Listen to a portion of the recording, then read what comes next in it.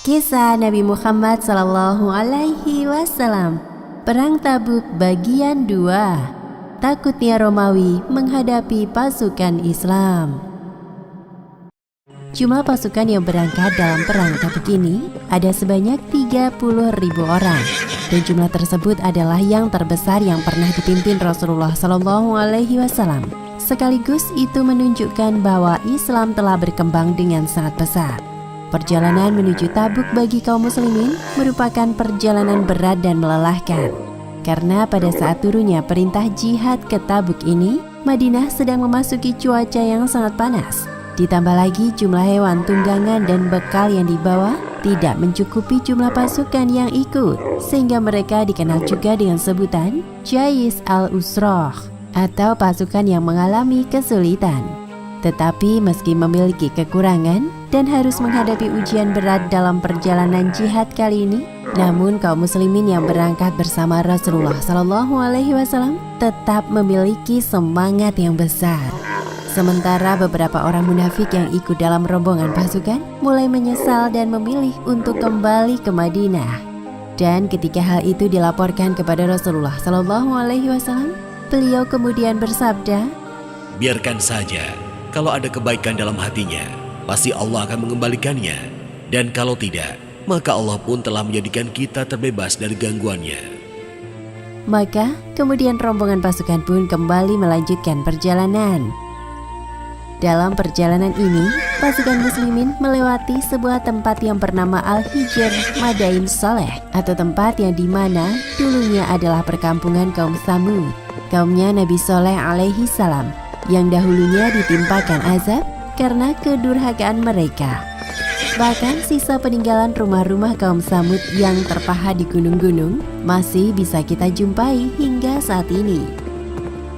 Saat melintas bekas perkampungan kaum Tsamud tersebut, Rasulullah berkata, "Janganlah kalian minum dari mata air di tempat ini, dan jangan kalian wudhu untuk sholat di daerah ini." Kemudian Rasul melanjutkan, "Dan jangan kalian memasuki tempat-tempat dari orang-orang yang berbuat zalim kepada diri-diri mereka, karena khawatir Allah akan menimpakan kepada kalian seperti yang Allah timpakan kepada mereka dahulu. Maka percepatlah jalan kalian." Kemudian Rasul dan rombongan pasukan pun selanjutnya mempercepat langkah meninggalkan lokasi Al-Hijr. Dan kemudian sampailah kaum muslimin di suatu tempat yang tak jauh dari Tabuk.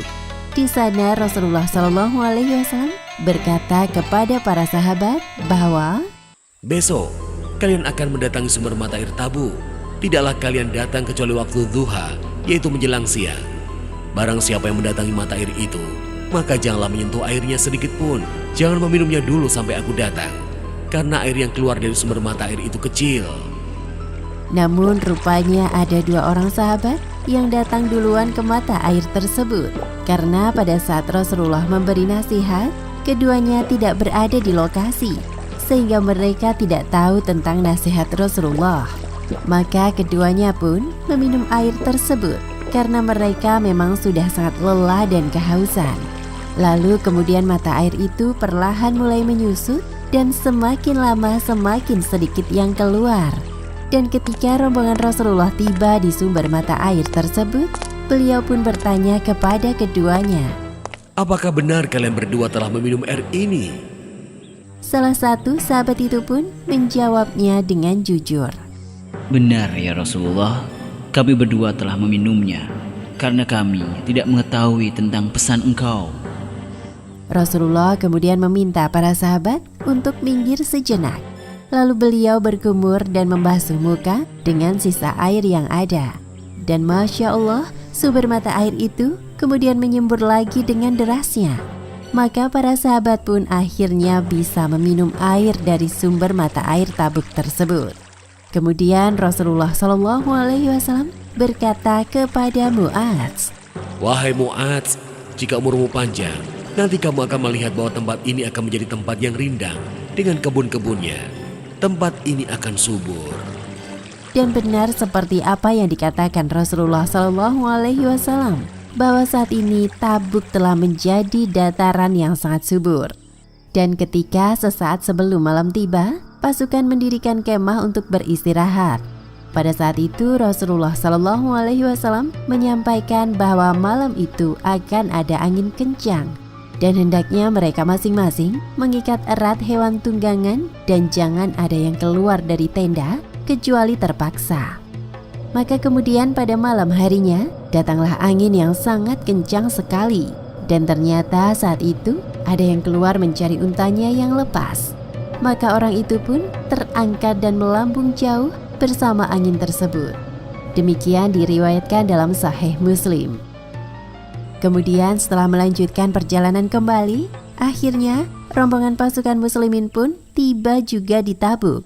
Rasulullah kemudian menyusun strategi perang. Beliau kemudian berdiri dan berpidato, memberi semangat kepada 30.000 pasukannya, mengingatkan akan kehidupan dunia dan akhirat ini. Sehingga pasukan pun semakin bersemangat berjihad, membela agama Allah, dan takbir pun menggema di seluruh wilayah Tabuk. Allahu Akbar, Allahu Akbar, Allahu Akbar. Rupanya saat pasukan muslimin telah berada di Tabuk, ada seorang mata-mata Romawi yang menyaksikan seluruh kesiapan Rasulullah dan pasukan muslimin. Maka ia pun kemudian segera kembali ke pasukan Romawi untuk melaporkannya. Mata-mata itu kemudian melaporkan ke panglimanya, di mana dia dan pasukan Romawi sedang dalam perjalanan menuju Tabuk. Mata-mata tersebut menceritakan tentang bagaimana tangguhnya dan kegigihan pasukan muslim, serta suara azan yang menggetarkan seluruh wilayah Tabuk.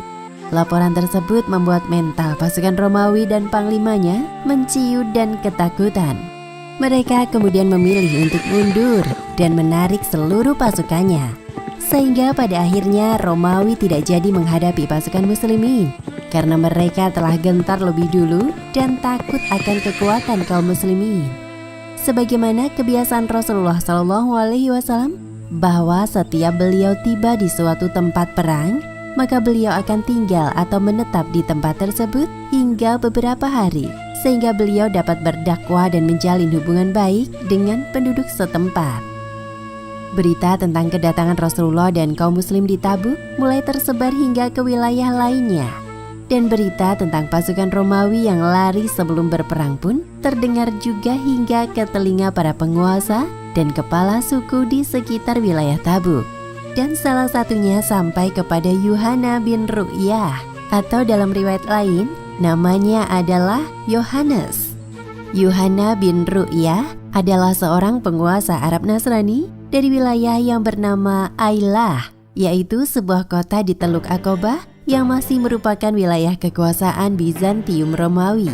Dan berita tentang keberadaan Rasulullah disampaikan oleh salah seorang pengawalnya.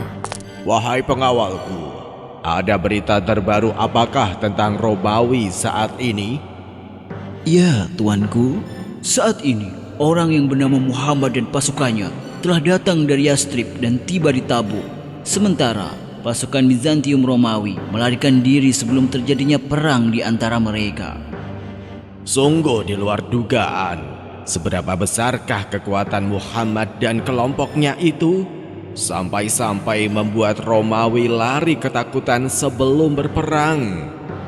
Akhirnya karena penasaran, Yuhanna pun pergi menemui Rasulullah SAW di Tabuk. Yuhanna bin Ru'yah mempersembahkan hadiah untuk Nabi sebagai pertanda uluran tangan damai. Wahai Nabi Muhammad, aku membawakan seekor bagal berwarna putih ini sebagai hadiah untukmu, juga sebagai tanda perdamaian antara kita. Terimalah. Lalu sebagai hadiah balasannya, Rasul juga memberinya selendang beliau disertai surat yang berisi jaminan keamanan untuk mereka. Namun ternyata tidak hanya Yuhanna, tetapi beberapa penguasa dan kepala suku dari wilayah lain yang mendengar kedatangan Rasulullah di Tabuk, mereka pun berbondong-bondong datang menemui beliau SAW untuk menawarkan perjanjian damai. Hal itu bisa terjadi karena para penguasa dan kepala suku tersebut sudah enggan dan tidak mau berurusan lagi dengan Romawi, yang mana selama ini lebih banyak menindas dan memaksa mereka, sehingga berita kedatangan Rasulullah dan pasukan muslim menjadi harapan baru bagi mereka. Jika sebagian penguasa di area Tabuk meminta damai dengan Rasul, sebaliknya Ukaidir bin Abdul Malik Al-Kindi, orang Nasrani yang memimpin penduduk Dumatul Jandal, malah meminta bantuan pasukan Romawi untuk melawan tentara muslim. Maka Rasulullah memerintahkan Khalid bin Walid beserta 420 pasukan berkuda untuk melawan Ukaidir bin Abdul Malik Al-Kindi. Khalid bersama 420 pasukan berkudanya akhirnya mendatangi wilayah Dumatul Jandal, dan Khalid pun berhasil menawan Ukaidir dan memperoleh tawanan 1000 unta serta 400 buah perisai dan 400 panah. Dan akhirnya Rasulullah SAW memberi Ukaidir jaminan keamanan setelah ia membayar jizyah, sebagaimana hal yang sama juga dilakukan oleh penguasa-penguasa lainnya. Setelah 20 hari kaum muslimin tinggal di Tabuk, kini muncul pertimbangan sudah saatnya mereka untuk kembali ke Madinah. Tetapi sebelum itu, Rasulullah SAW mengadakan musyawarah terlebih dahulu untuk membahas hal tersebut dengan para sahabat. Pada suasana musyawarah, Rasulullah kemudian bertanya kepada sahabat-sahabat beliau, Wahai kaum muslim, apakah kita perlu melanjutkan perjalanan untuk masuk lebih dalam lagi ke wilayah kekuasaan musuh? Ataukah kita cukupkan sampai di sini dan kembali ke Madinah? Umar bin Khattab lalu berkata, Jika tidak ada petunjuk Allah, maka kita lebih baik kembali ke Madinah, wahai Rasulullah. Wahai Umar, jika ada petunjuk Allah, kita tidak perlu memusyawarahkan hal ini. Akhirnya diputuskanlah kesepakatan untuk kembali ke Madinah. Di tengah perjalanan pulang, salah seorang dari sahabat Nabi SAW yang bernama Abdullah bin Al-Bajadain wafat, sehingga kaum muslim pun mempersiapkan segala keperluan merawat jenazah dan pemakaman sahabat Rasulullah tersebut. Ketika itu Rasulullah SAW turun langsung dalam proses pemakamannya. Sementara dua sahabat beliau lainnya, yakni Umar bin Khattab dan Abu Bakar, mengangkat jenazah dan menyerahkan kepada beliau yang telah menanti di liang lahat untuk membaringkan sahabat beliau tersebut ke peristirahatan terakhirnya. Saat proses terakhir, Rasulullah menabur tanah di atas makam beliau sambil berdoa, Ya Allah, aku sungguh telah ridho kepadanya, maka ridhoi pula lah dia. Sementara sahabat Nabi SAW yang menyaksikan peristiwa itu kemudian berkata, Sungguh beruntungnya Abdullah, dan alangkah inginnya aku menjadi orang yang dikuburkan Nabi. Setelah pemakaman selesai, perjalanan menuju Madinah pun kembali dilanjutkan. Dan ketika langkah mereka telah membawa mendekati Madinah, perasaan rindu kepada keluarga pun menjadi semakin terasa. Setelah meninggalkannya selama 50 hari, Rasulullah SAW menyampaikan kepada sahabat-sahabat beliau bahwa Aku ingin bersegera kembali, dan barang siapa yang juga menginginkannya, silakan. pada saat kaum muslimin melewati Gunung Uhud, mereka yang teringat kembali pada peristiwa perang Uhud yang telah menggugurkan 70 orang sahabat, sehingga Rasulullah SAW bersabda, Inilah Uhud, dia mencintai kita dan kita pun mencintainya. Maka kemudian perjalanan pun dilanjutkan kembali hingga pasukan muslim tiba di Madinah. Demikian kisah perang Tabuk bagian 2. Hikmah yang bisa kita petik diantaranya, pertama, terdapat kejadian yang menunjukkan mukjizat Rasulullah SAW, yaitu pada saat mata air Tabuk yang keluar dengan deras ketika Rasulullah berkumur dengannya. Kedua, kegigihan dan tangguhnya tekad pasukan muslimin menghadapi perjalanan yang berat dari Madinah ke Tabuk. Mereka terus berjuang bersama Rasulullah SAW sehingga pasukan Romawi ketakutan. Ketiga, para penguasa dan kepala suku di sekitar Tabuk datang menemui Rasulullah dan menawarkan kerjasama perjanjian damai.